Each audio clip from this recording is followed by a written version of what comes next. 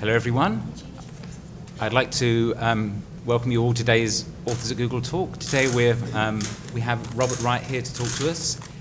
Robert's a distinguished journalist and an author of very thought-provoking books. I'd like to say on a personal note that two of his books have changed the way I think quite deeply.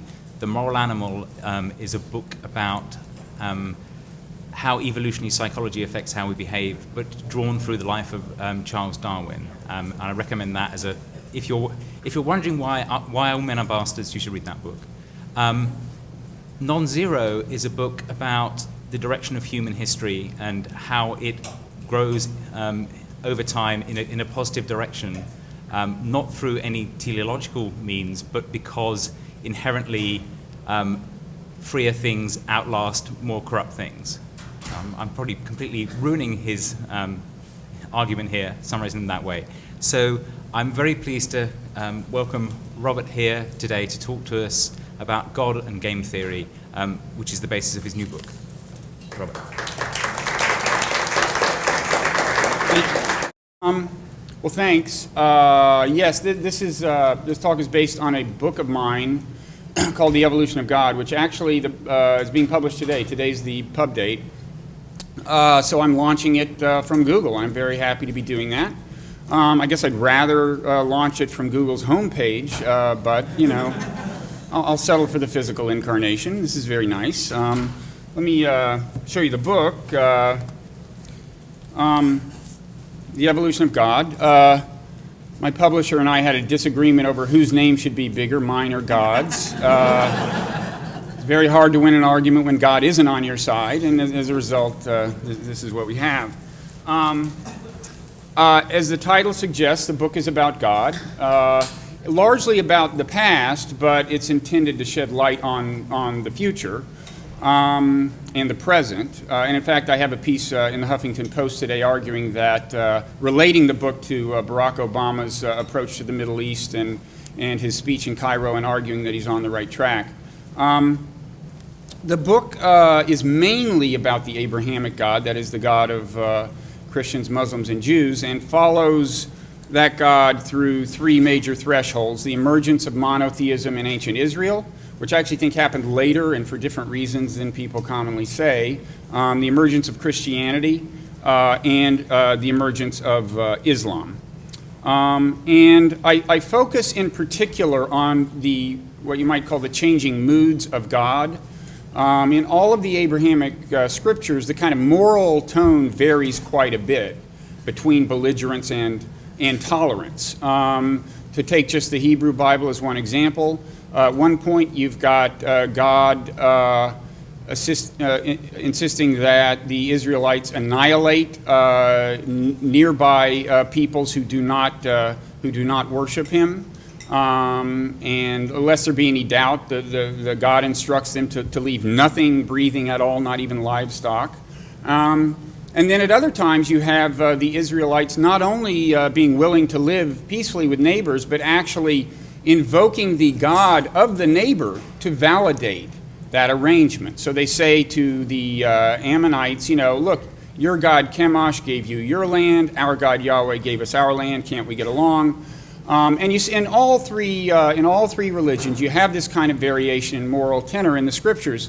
And I was interested in figuring out why that is. In other words, what circumstances gave rise to the belligerent scriptures as opposed to the tolerant scriptures, and what might that tell us about how you bring out the best in religion today?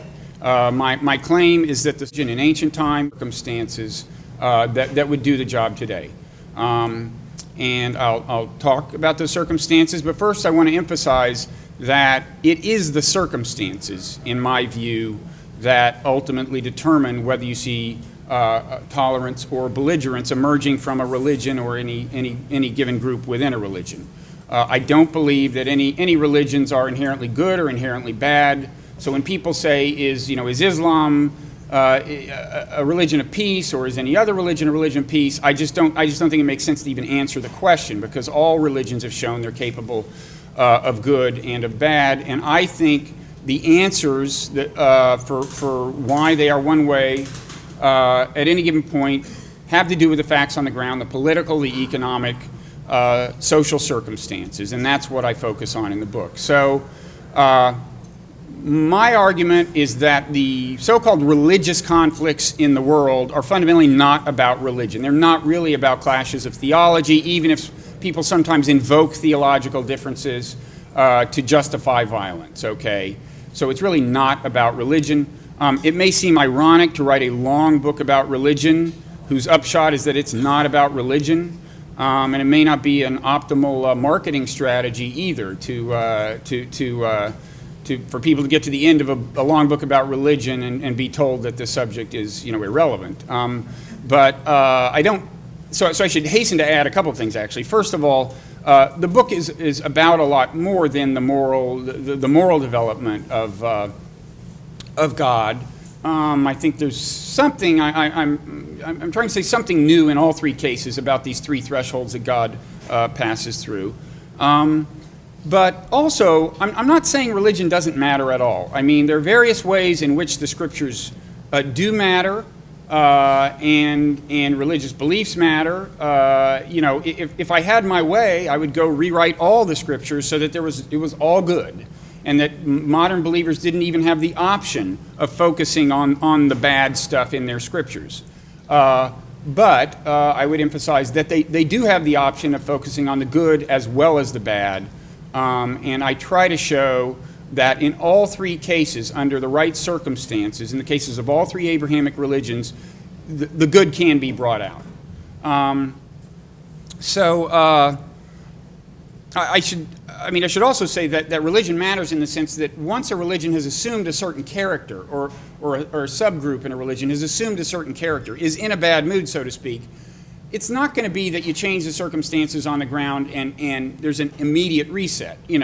Once there's a character in place, it can take a while for the adaptation to happen. But all three religions are capable of doing the adaptation. Okay, now, as far as the circumstances that I'm claiming shape the mood of a religion at any given point in time,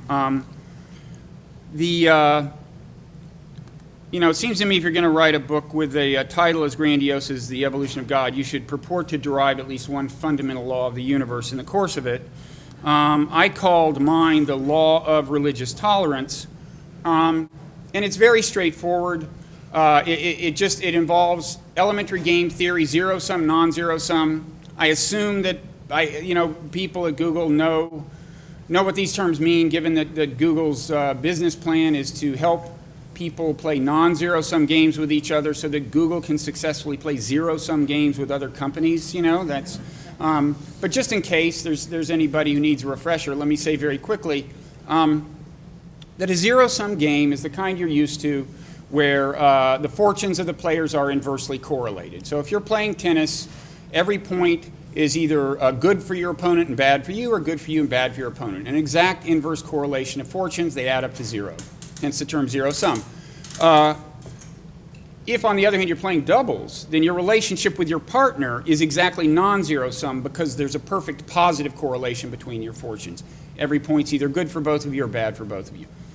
In real life, there are very few things that are purely one or the other. Your relationships with most people are a mixture of zero-sum and non-zero-sum, but some classic examples of non-zero-sum are economic exchange. When you buy something, you'd rather have the merchandise than the money. The merchant would rather have the money than the merchandise. You both feel you've gained. Division of labor, where people can come together and cooperate in a way to increase the output per capita, and so on. So a lot of non-zero-sum games in life. And my claim is that when a religious group sees itself as in a non-zero-sum relationship with another group, that's much more likely to bring out the tolerance. If people think that they can gain through peaceful coexistence or collaboration with another group, that tends to bring out the tolerance. In contrast, when they think that for them to win, the other group has to lose, that tends to bring out the intolerance, and people are likely to focus on the belligerent parts of their scripture.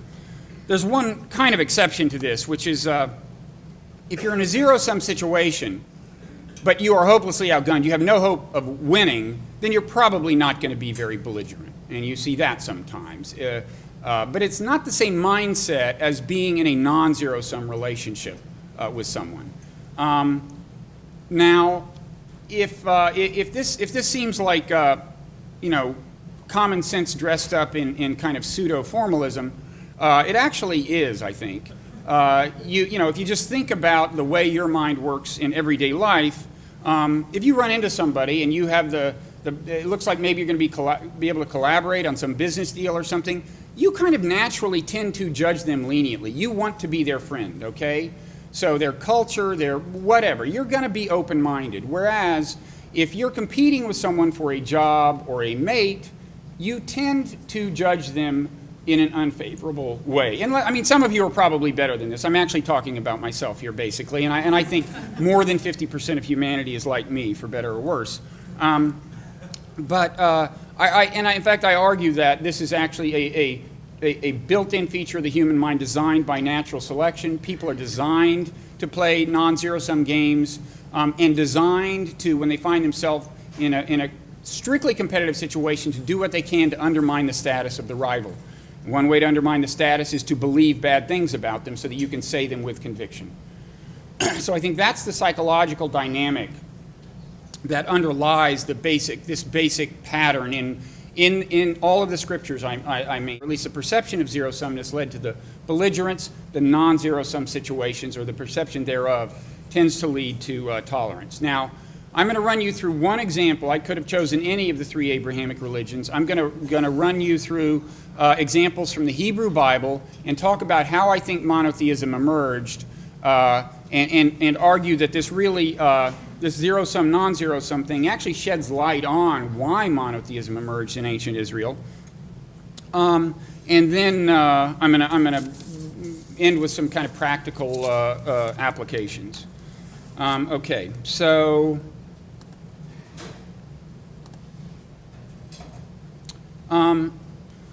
I think ancient Israel moved from polytheism to monotheism roughly between 1000 BCE and the 6th century BCE.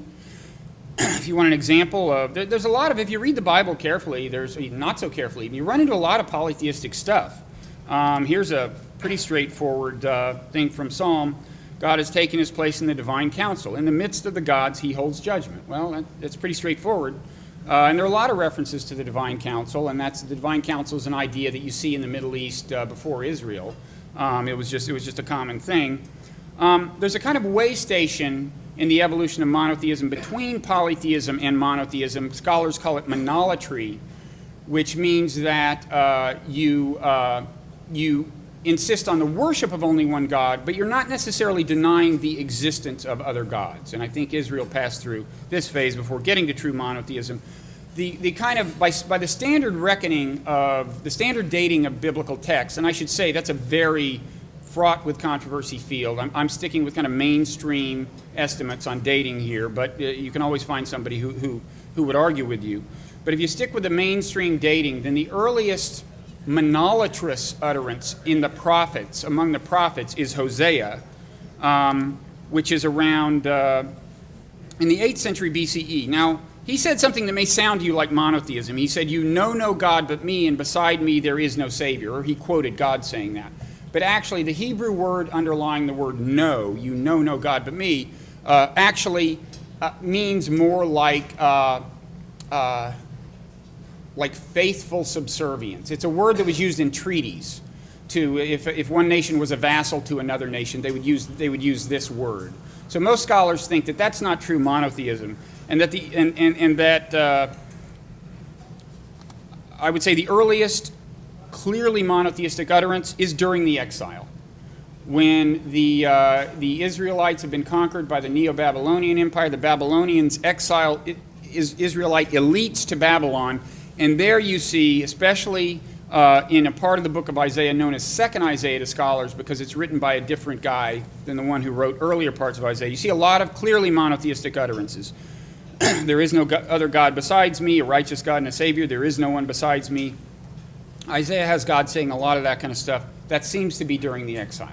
Okay, so How did we get from polytheism to monotheism? Well, King Solomon, you've probably all heard of. He's Israel's third king. You've probably heard that he's very wise. You may or may not have heard that he's rampantly polytheistic. It says that in the Bible, but it kind of passes it off as being the fault of his many, many wives, because he was also rampantly polygamous. He supposedly had 700 wives and 300 concubines. I'm guessing we may have a decimal point issue there, but anyway, kings had a lot of wives, and the Is that 10th century BC? yes, I should have put BCE there. That's right, 10th century BCE. So the way the Bible has it is that the wives, as they put it, turned his heart away to the other gods. He had all these foreign wives. They convinced him to worship these foreign gods. I think the Bible's got it exactly, not exactly backwards, but wrong. Because you have to realize that in ancient times, when a king married a bunch of foreign women, it was an instrument of foreign policy. Okay, these were royal women from different countries. And you would marry them to consolidate your ties with another country. And also another part of consolidating your ties with another country was to be respectful toward the gods of the other country. Okay, so Solomon just had an internationalist foreign policy. His politics led to the wives and the gods. It's not that the wives really led to the gods. Both of these things were an expression of his foreign policy. And more specifically, it was an expression of his belief that Israel had non-zero-sum relations with other countries. They could gain through peaceful interaction, okay? As a result, he tolerated their gods. So this is an example where non-zero-sum worldview leads to the tolerance of a bunch of gods. And so really, I think it's the internationalist thing is that the key to understanding both the wives and the gods. Okay, so we mentioned Hosea as the earliest prophet who was clearly monolattrous. Now, if this idea is right about zero-sum and non-zero-sum, the implications of a zero-sum and a non-zero-sum worldview, then Hosea, who is not tolerant of the gods of other nations, should, in theory, have a worldview that's skeptical of the value of international relations. He should have a kind of a zero-sum view of the world. And that indeed is the case. He's writing in the 8th century BCE, and one thing he says is Israel, quote, mixes himself with the peoples. Foreigners devour his strength, but he does not know it. Hosea says that the standing grain has no heads. This is a time of probably famine or at least poverty. It shall yield no meal. If it were to yield, foreigners would devour it. He complains that Israel's officials, quote, bargain with the nations. They shall soon writhe under the burden of foreign kings and princes.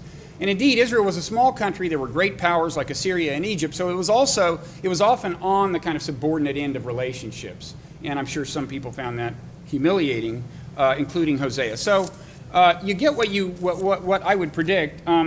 You get it even more clearly with a prophet named Zephaniah. And I'll kind of run through Zephaniah and not dwell on everything I have him saying. But with Zephaniah, you see, and this is in the 7th century BC, about a century after Hosea, and we're getting closer to when monotheism does emerge. With Zephaniah, you see a very clear correlation between, like, the specific gods he doesn't think you should worship and the specific peoples that he thinks have wronged Israel and his specific hope that Yahweh will punish them, okay? So you got in the case of the Ammonites, he says, when the apocalypse comes, Yahweh will punish those who bow down and swear to Yahweh, but also swear to Milcom, the god of the Ammonites. And Zephaniah promises that Yahweh will also destroy the Ammonites, and Zephaniah feels that the Ammonites have offended Israel. This is the key thing. This is the source of a zero-sum worldview, the sense that you've been abused or disrespected. And, I said earlier that I think Barack Obama's on the right track in the way he's reaching out to the Muslim world and in some of his initiatives in the Middle East. I think he very much understands that the way you bring out the tolerance in a religion and subdue the belligerents is, first of all, make people feel respected. Make people feel that you're not abusing them and you're not a threat to their self-esteem or their worldview. Zephaniah, he does the same thing with the Assyrians when he complains about worshiping the host of the heavens, which are celestial deities. Those are probably of Assyrian origin, and he says he wants God to destroy Assyria, and he says specifically, he says that Nineveh, the capital city of Assyria, has been very arrogant and thinks it's the center of the universe, just the way some people in the world think that America conceives of its role. So you've got these prophets increasingly of a nationalist bent. They don't think there's much non-zero-sum action going on with other nations, and they don't want you to worship foreign gods. But there's still a problem if you want to move all the way to monotheism, which is that there are gods of domestic lineage. It's often clear which is which, but the point is not all gods would have been considered fundamentally foreign gods in Israel. And one question is, what happens to the gods in the kind of domestic pantheon? Okay, who is it whose zero-sum worldview leads to the rejection of those gods? And I argue that a key figure is King Josiah, who's just a few decades before the exile, and he views the worship of these other gods as a threat to his power. And the reason for that is that in the ancient world, the source of political power was the divine world, okay? You justified policies in terms of a claim that some god or another wanted you to do what you did. I don't know if you remember, but after the Iraq War, it came out that Pat Robertson, this evangelist, he said he had a talk with George Bush before the Iraq War, and George Bush had said to him, according to Pat Robertson, that's funny because that's not what he told me. Well, in the ancient world, this was policy discourse. This is what they did. Practical considerations, but it's clear in the Bible, in other ancient texts, that anyone advocating any major policy initiative on the international or domestic front had to claim some sort of divine sanction. So if there are a bunch of gods being worshipped in Israel, then many of those gods are a threat to the king, because the one God that the king, Yahweh's prophets, would have been in the king's court. So he has a fair amount of influence over how Yahweh's will is interpreted. But not so for other prophets. Other gods, their prophets are floating around the country saying other things. And the Bible says that at one point there were something like 400 prophets for Asherah, a goddess who actually apparently was a consort of Yahweh's. That's something you don't hear about a lot. But increasingly that's what archaeologists think. And 450 or 400 prophets for Baal, the reviled Canaanite god. So these prophets would have been a threat to the political authority of a king. And Josiah takes care of that. This is just a few decades before the exile. The exile is in 586 BCE, early 6th century. Josiah becomes king in the mid-7th century, and for one thing, he goes to Yahweh's temple, and they burn all the vessels made for Baal and for Asherah, and for all the host of heaven, these celestial deities. They burn the chariots of the sun with fire. And by the way, when people kind of balk at the idea that Israel was fundamentally polytheistic for a good part of its history, one thing I would point out is all of these gods are in the official temple of Jerusalem. Okay, these aren't people off in the woods worshiping these gods without official permission. Josiah is changing policy. These gods are this is pretty mainstream when you're in the Jerusalem temple. And he wipes out all these shrines for these foreign gods that are around the country and seem not to be in the temple. He tears down a bunch of altars. He deposes priests in Judah, in southern Israel, but he kills the priests in the northern kingdom of Israel. So I think this is a pretty big step toward monotheism. It's not clear that Josiah believed there was only one God. He was just very clear. He didn't want any gods other than Yahweh, the God he had the most control over the interpretation of in Israel. Then the exile comes, and you finally do. One other thing I meant to tell you, that the Deuteronomic Code, which is the book of Deuteronomy in general, is thought to represent Josiah's worldview. Perhaps it had been written by his people. but certainly to represent his worldview. And there's a so-called Deuteronomic code that represents his policies. And one thing in them is he says, any prophet who speaks in the name of other gods, that prophet shall die. So just to put a little exclamation point on his policy of eliminating domestic political rivals. So then the exile comes. Josiah doesn't really succeed. And you have these, he doesn't succeed in well, what happens is he gets himself killed. So it's not clear that his monolatrous reforms persist. But then a few decades later, the exile happens, and as I said, the parts of Isaiah, this is a slide that I'm going to promptly skip. This does characterize what scholars call the Yahweh alone party, but I think you get the picture. So exilic monotheism is reflected in what's called Second Isaiah. You get a lot of clearly, I am the first, I am the last. God says a lot of manifestly monotheistic things. And you have to ask why. What is it about the trauma of the exile that pushes Israel over the brink to true monotheism?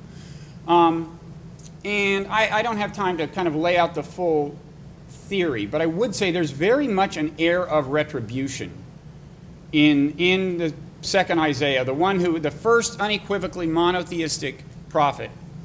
There's very much an air of retribution, and I think it has to do with what Israelites did to kind of maintain their self-esteem in the wake of the complete and utter trauma of the exile. I mean, their temple had been destroyed by the Babylonians, and they had been exiled, and they were trying to make sense of it.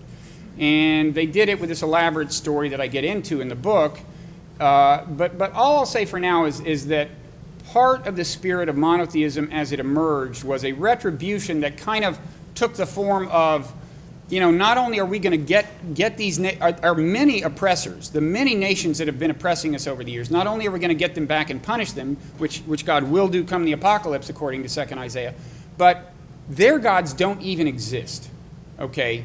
That's how thorough our triumph is going to be over them. And you see this in some specific passages of, first you see the air of retribution in passages like where God says to the Israelites about the various rulers of various nations, come the apocalypse, quote, with their faces to the ground they shall bow down to you and lick the dust of your feet, then you will know that I am the Lord.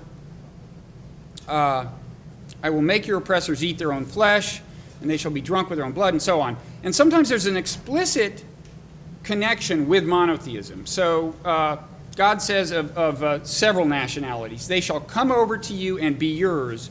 They shall follow you. They shall come over in chains and bow down to you. They will make supplication to you, saying, God is with you alone, and there is no other. There is no God besides him. So the coming kind of payback was going to involve the admission on the part of all of Israel's past tormentors that Israel was on top. Their God was so on top that it was, in fact, the only God. I think that is the spirit of the argument I put forth in the book, although there's a lot more detail. Now, I'm happy to say that this is not the final chapter in the history of monotheism in ancient Israel. And it is. I don't think monotheism is intrinsically belligerent. And in fact, what happens next is Israel finds itself in a situation where its relations with its neighbors are very non-zero-sum, and I think you get a different kind of monotheism after the exile that is inclusive, as opposed to what you could call the exclusive monotheism during the exile. Because what happened, the way they get back to Israel is Cyrus the Great of Persia conquers their conquerors, the Babylonians. He seems to be a more enlightened ruler. He returns the elites to Jerusalem, and now Israel is in a safe neighborhood for the first time, like maybe ever, okay? Because its neighbors are fellow members of the Persian Empire. They are allowed to worship their own religion, govern their own affairs. They don't feel dispossessed. They don't feel threatened. And I think you have to look closely, but I think you see a lot of signs of a different kind of monotheism after the exile that are found in the Hebrew Bible. So, for example, Moab, longtime enemy, a lot of unflattering things. It's a country. A lot of unflattering things about Moab said before the exile. Zephaniah, the aforementioned monolatrous prophet, says, I have heard the taunts of Moab, and therefore Moab shall become like Sodom. He probably has God saying that, actually. But post-exilic, you have this whole book of Ruth devoted to bringing the Moabites into the family. And again, I should say that all these datings are controversial, but most scholars would say the book of Ruth is post-exilic. And we find out that King David himself had Moabite blood. And there's this whole story about Ruth the Moabite and how wonderful she is and how she's welcomed into the family of Israel. Assyria. Now there was probably no greater tormentor of Israel than Assyria before the exile. And that's why we hear from that Zephaniah that God will destroy Assyria. But post-exilic, you get the book of Jonah, apparently. This is almost the last line in the book. God is trying to talk Jonah into, he's trying to explain to Jonah why the people of Nineveh, the capital of Assyria, deserve compassion. And these are people who are now part of the same empire as Israel, so they're no longer a threat. And God says, should I not be concerned about Nineveh, that great city in which there are more than 120,000 persons who do not know their right hand from their left? And that's an idiom meaning they're morally confused, okay? So now the fact that the Assyrians have done bad things is attributable to their moral confusion, and they are therefore worthy of forgiveness. Before the exile, they were worthy of the death penalty because of the bad things they did. So this is a clear change in spirit. You see subtle things like this. Pre-exilic, Isaac's instructions to Jacob were, let people serve you and nations bow down to you. In a post-exilic text, the idea is, quote, that you may become a community of peoples. There's the exact same moment in the biblical narrative being recounted by these two different sources. But there are a lot of cases like this where you see more internationally inclusive language. And I argue that the very terminology that's favored for God implies a very different theology. It's not an original argument to me, but I mean, I cite scholars who believe that. And I could get into that, but I don't want to. I don't want to spend too much time. You get the basic argument that the perception of a non-zero-sum environment brings out the better part of a religion. Oh wait, I don't think I want to do that yet. I may not ever do it. In fact, I'll just leave you tantalized if I don't. So that's the argument as it plays out in the Hebrew Bible.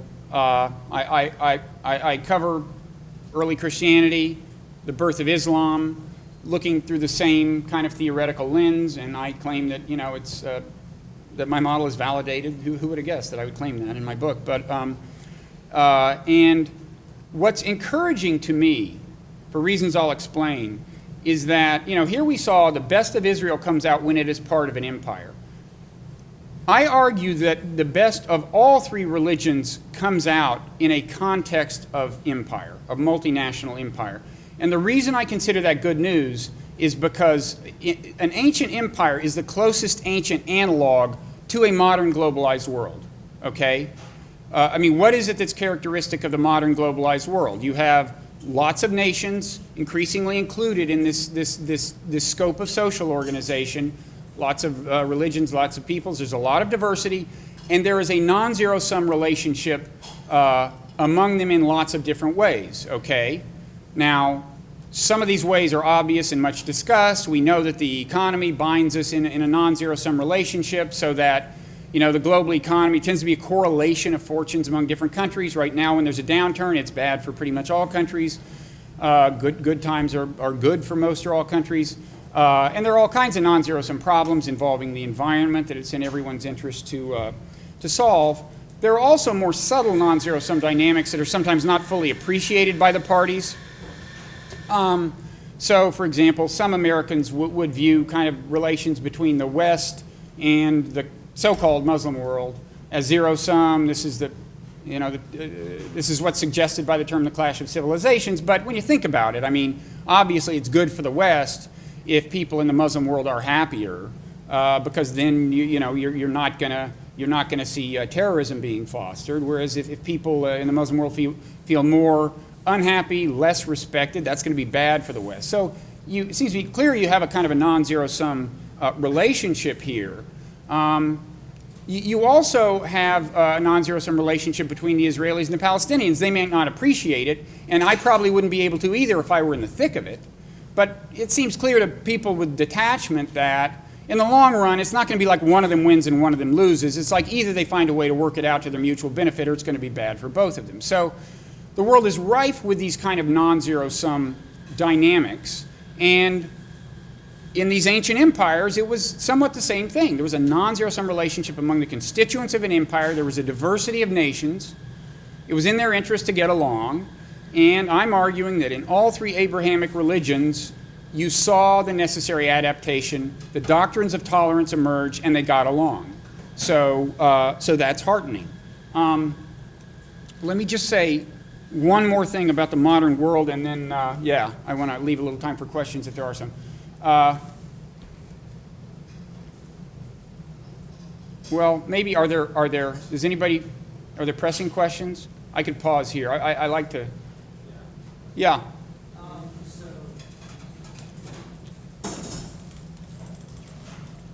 So during the Macedonian and Roman invasions of the Middle East, Uh-huh. that introduced much in the way of polytheism with the Greek-Roman gods, or not really? Now wait, can you say the last part? So when the Macedonians, later the Romans, came into the Middle East, that resulted in the introduction of much polytheism, through the Roman gods, or did it not really have a religious effect? The question is, what effect Macedonian and Roman incursions on the Middle East had to do with the introduction of polytheism? Did they try to kind of impinge on any monotheism that was there already, you mean? Yes, since they were polytheistic. Yeah. I think, the situation is very blurry for centuries after the exile. And in fact, it's not really clear that monotheism took really, really firm root in Israel. So, we don't know, I think, how widespread monotheism was during part of that time. And I think the norm for most of the region probably would have been polytheism. Although there is an idea I entertain is that actually Cyrus the Great of Persia sponsored monotheism. You remember, he would have chosen which Israelites go back to Jerusalem and spread the monotheistic message. I do argue that maybe he himself sponsored a kind of monotheism that was good for the whole empire. So it might have had kind of a wide compass. But the short answer is I don't think the picture is clear enough. Certainly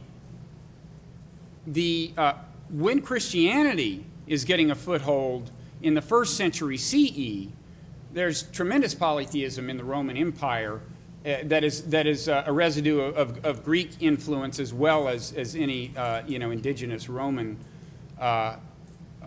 religion. That is the norm at that point. Okay, and Christianity has to win its way. And I argue.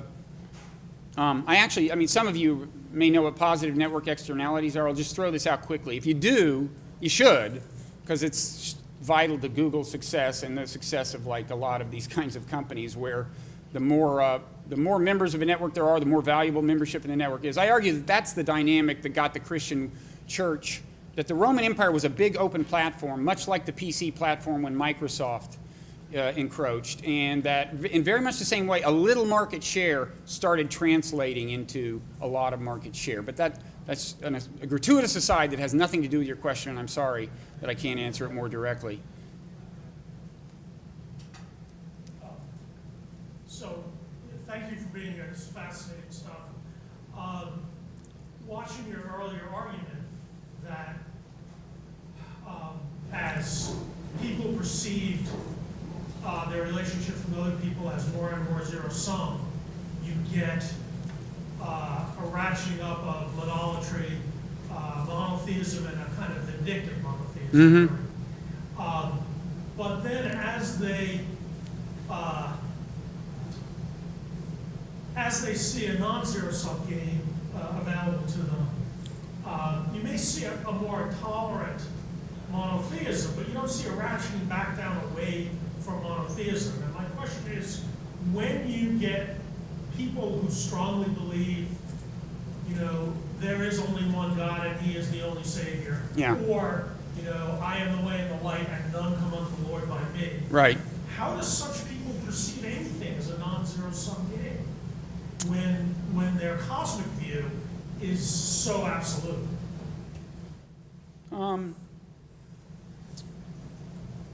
Yeah, in other words, the Abrahamic religions tend to be, let me say, the way I react to your question is that you're talking about an adaptation that needs to take place in the modern world. And I said earlier that I'm not saying religion doesn't matter, and the character of religions do not change overnight. And in a globalized world, you would like to see people in say, Christians. Christianity is the most actively proselytizing of the three Abrahamic religions, and it leads to problems. In Africa, Christian missionaries are very assertive in approaching Muslims, and as a result, some Muslims see them as a threat to their values and their culture. It's not a good thing. And you would like to see an adaptation whereby Christians say, it's possible for a Buddhist to go to heaven, or something like that. Now, encouragingly, you have seen some stuff like that. The Second Vatican, it is now, as I understand, the official position of the Catholic Church that you don't necessarily have to accept Christ as your Savior to find salvation. And by the way, Islam was very flexible in this regard. The Quran says a number of times that Jews and Christians are eligible for salvation. At one point that Zoroastrians are. At one point, depending on how you interpret a verse, that polytheists are. And I argue this reflects the changing facts on the ground in terms of who was perceived as potential allies and so on, where the non-zero-sumness lies. So there is a history of making these adaptations, but you're right, it's a difficult one. And you can find people in all of these faiths who will say this.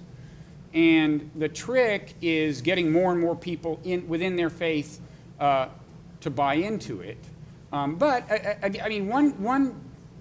one good thing about the Scriptures, I've talked about what brings out the most tolerant and least tolerant parts of religion as manifest in the Scripture. One good thing is that there are these tolerant things. There are these passages in the Quran, in a way more than in the Bible, come to think of it, that could be the basis for a doctrine of universal salvation.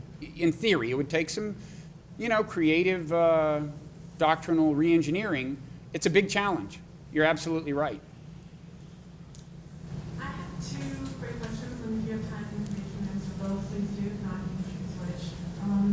The first one is, I know you're focusing on Abrahamic religions, but I wonder if you have any thoughts on if this framework applies outside of those, in general to Eastern religions or tribal religions. And the second is, if you think that in the modern world, in terms of the science nations that were required in the ancient world for policy initiatives and so on, what metaphysical role do you think science has taken on there today instead? Okay. That science is supplanting religion as a source of authority. Metaphysically. What's that? Metaphysically, that where there isn't. Oh, okay. Yeah. Yeah, okay. As far as other religions, I have kind of a weakness for Buddhism myself. I did a 1-week meditation retreat that briefly turned me into a good person, and I think that kind of it was a relatively secular Vipassana tradition kind of thing, and I think that's something that I would say qualifies as religion, even though it's not theistic. But that's just a question of nomenclature. Anyway, I think that's a religion a tradition very well suited to both a modern scientific worldview. Once I strip it of all the things that may not seem scientific. Anyway, my version of it, and it's just a great, actually brings you closer to true enlightenment, I think. I've written about evolutionary psychology, and one thing I concluded from doing that is that the mind is designed by natural selection is not intended to really understand all that much. It's intended to focus on the very mundane task of getting genes into the next generation. It can't be the case that focusing on that task really clues you in to everything, out there. And one specific distortion of perception is the idea that you're special. okay? And that's the fundamental illusion built into all of us. And I think, I would say quickly that that's something that kind of, if the world survives in good shape, it will be because people get better at putting themselves in the shoes of people in very different circumstances. And that is a movement toward moral truth, okay? So it's an interesting fact to me that the salvation of the world in the kind of Hebrew Bible sense of the term salvation, that is to say the preservation of social order, depends on the more closer approximation to moral truth. It's interesting that the universe is set up that way. I'm not going to get into right here the question of whether there's some larger purpose to the universe. I talk about that in the book a little, but it's interesting.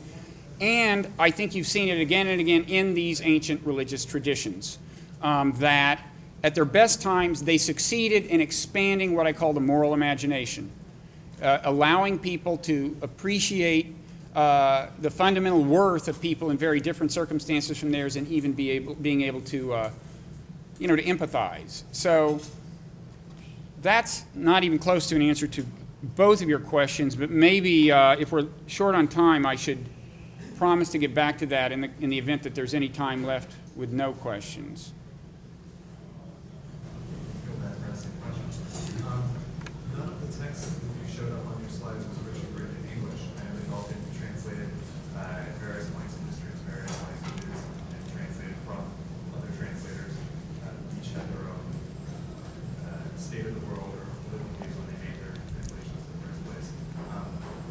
Do you see, for example, a Bible that went into English through Greek, or something that went to Arabic and then English? Do you see differences in some of these subtle points that you're picking up?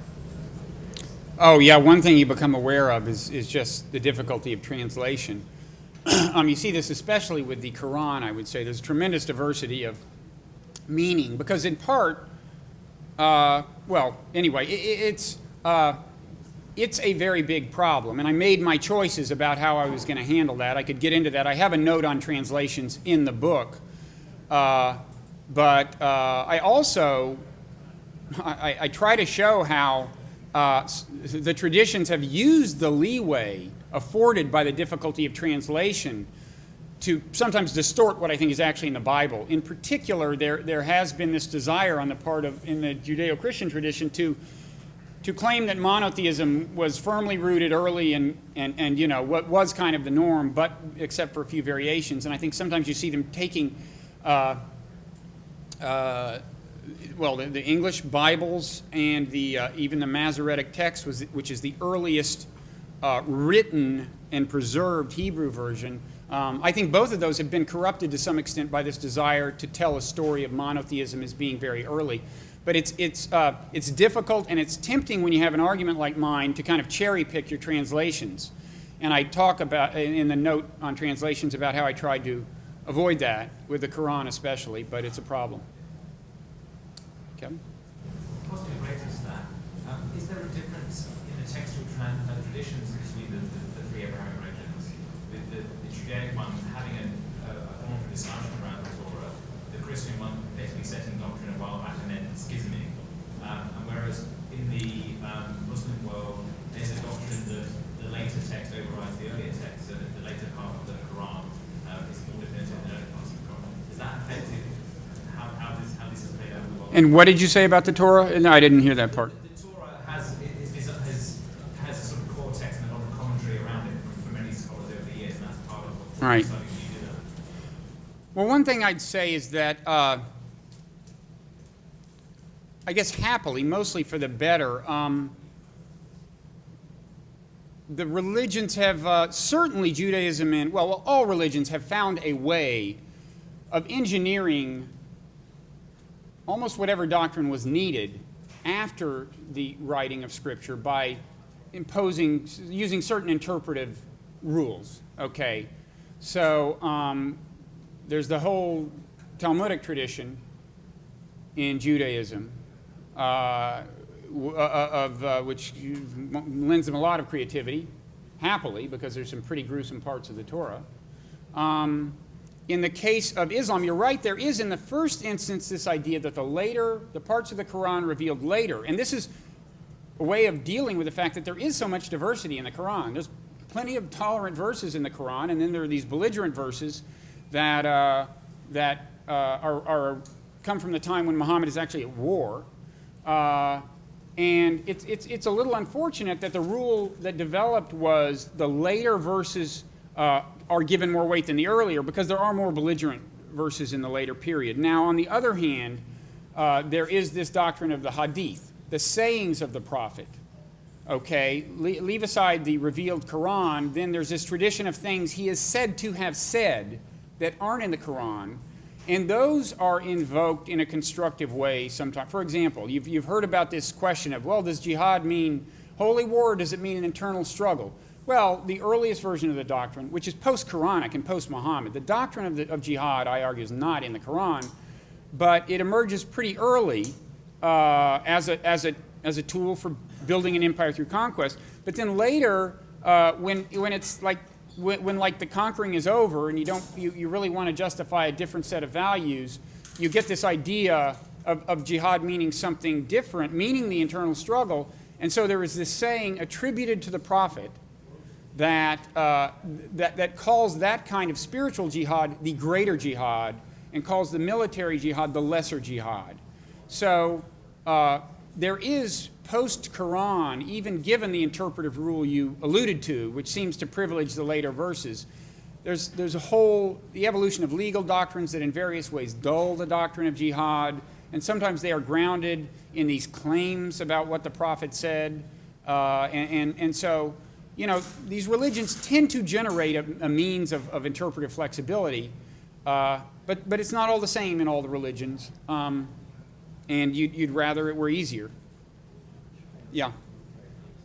So certainly the existence of non-ZeroSum is a necessary condition for tolerance to arise, but it seems to me that in cases like the Israeli-Palestinian conflict you mentioned almost seem like counterexamples. And so you can always insert this in the world. I haven't realized how non-ZeroSum it is yet, but I was wondering if you could drop that out of the world. Yeah, I'm glad you asked that question, because the problem with Israel-Palestine is not just that they haven't recognized it as non-zero-sum. A lot of them, if you pinned them down, they'd kind of concede the point.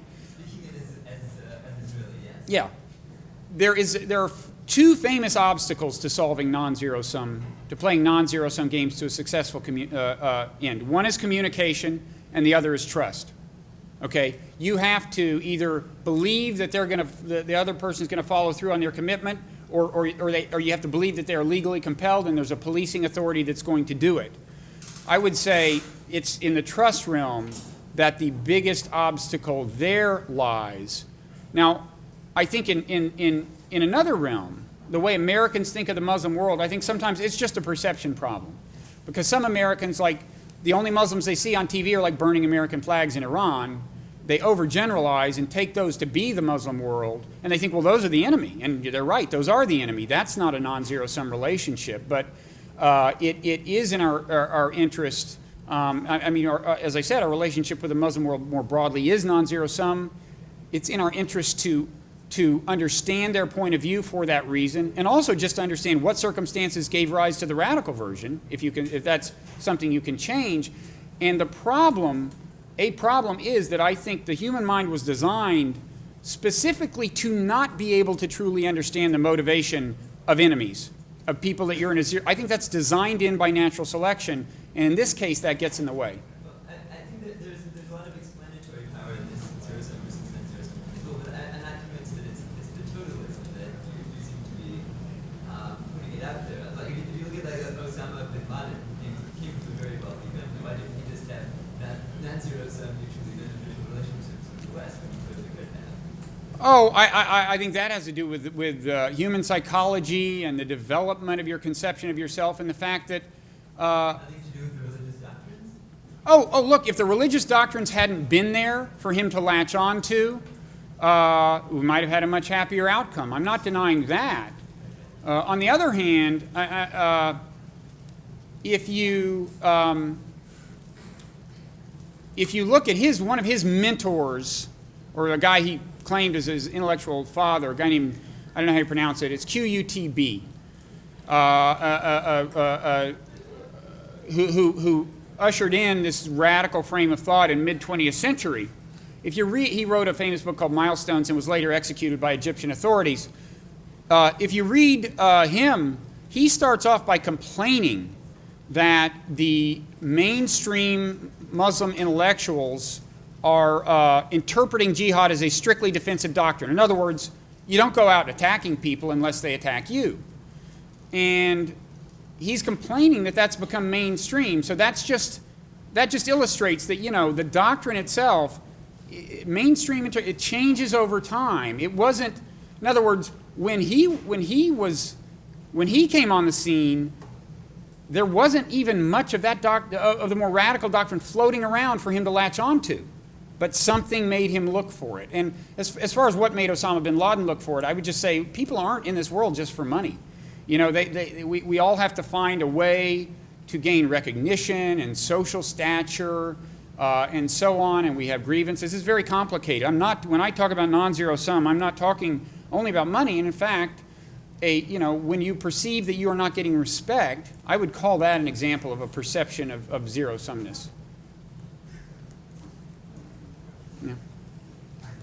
So, as science and archaeology and other disciplines shed more light on human origin, on how the cosmos came about, how shed more light on human history, it puts a lot of the founding principles of religion in question. And I'm just going to ask you to extrapolate and say, if this is sort of a game theory kind of thing, as more and more information emerges, more and more knowledge emerges, it cannot be actually proven or has been substantiated. How will religion adapt to the new discoveries? Will it rebrand itself? New religions form? How will religion coexist with science? Well, that's a good question. I mean, I have my own ideas about something that could qualify for the label religion and be compatible with a modern scientific worldview, but that's a very different question from whether of how someone who's now a Christian would adapt to the modern world, because my version of a religion or a spiritual tradition would involve them jettisoning a whole lot of important things they think, like Jesus was the Son of God, for example, which seems to be important. So I don't know. And, you know, one source of fundamentalism is the way the modern worldview seems a threat to the specific religious traditions. So on the one hand, I don't personally go around making a point of bad-mouthing religious traditions. It's one thing I don't like about the so-called new atheists. I don't think it's really productive. On the other hand, my own analysis of these religions in the book is, you might say, deeply skeptical of the claims of revealed revelation and would not... Well, it's funny. On the one hand, I would think, Christian would hate it, but I've maybe this is a tribute to how liberal theologically some Christians are now, but some very nice things have been said about the book by people who say they're Christians. Andrew Sullivan and others privately. But he actually wrote about it. So I don't know. I think you do have to separate between the kind of intellectual stratum of these religions, where sometimes you have a huge amount of theological liberalism, and without saying as much, a lot of Christians have already abandoned the idea that Jesus was actually the Son of God. And then the kind of mainstream of believers. I think those are two different problems, and you have to ask, how far can the elites stray from the tradition and bring anybody along? I don't know. It's a big problem, but I will say it's not, in terms of the salvation of the world, just keeping the social system orderly and people living in peace, it's not necessary that they abandon doctrines that may in fact be false. What's necessary is they reconcile their beliefs with respect for people of other traditions and with peaceful coexistence. So that's what I think more about. So I'm getting a symbol. I would think that means wrap up.